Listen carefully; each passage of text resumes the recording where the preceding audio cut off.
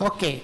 Our team, there were 4 presentations, and one was more of a general presentation, and the other 3 were case studies.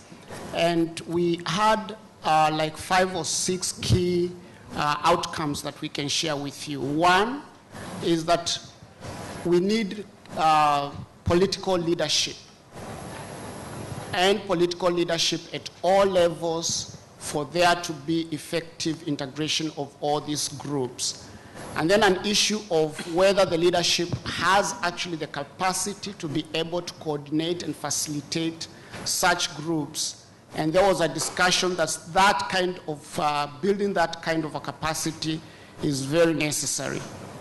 Secondly, we also agreed that policies and structures or systems that might be put in place can be by themselves a means of excluding or even exploiting some members of the community, especially the vulnerable ones. And therefore, they have to be thought very carefully how they are done.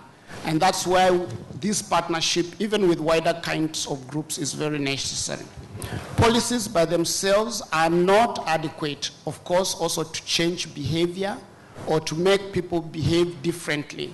And there was a discussion that other incentives also given to people or given to institutions must also be put in place. There must be something that pulls people and not always pushing people to do things.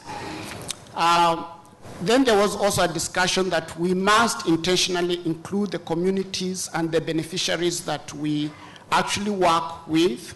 There was a discussion that we need to brand nutrition, because only when we brand nutrition, having a slogan or a color or something that makes everybody focus their mind to this one agenda would make people buy into what needs to be done, give the people political voice and also economical voice, but also build their capacity to be able to recognize and address the nutritional problems or other hunger problems that they have.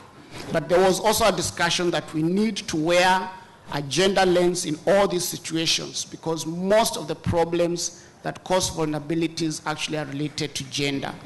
And then there was also a discussion about paying farmers, and there was a discussion that we should not just think of paying farmers for the products that they just provide or that they grow, but also for public services that they may offer.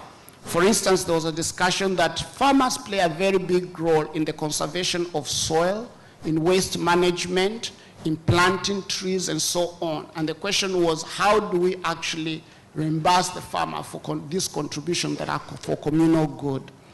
And lastly, we said all these things that, of course, need governance, that need capacity building, that needs to create trust and belief between communities, takes time.